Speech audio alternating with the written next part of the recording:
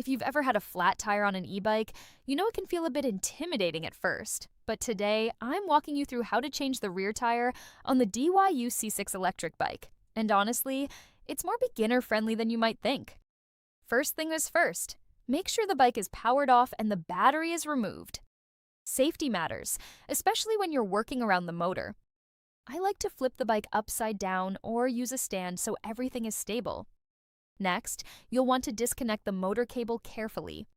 Don't rush this part, just follow the connector and gently unplug it. Then loosen the rear axle nuts and ease the wheel out of the frame. It might take a little wiggling because of the motor hub, but it does come off. Once the wheel is out, you can remove the tire using tire levers. Check the inner tube for punctures or replace it entirely if needed. I usually take a moment here to inspect the rim as well, just to be safe.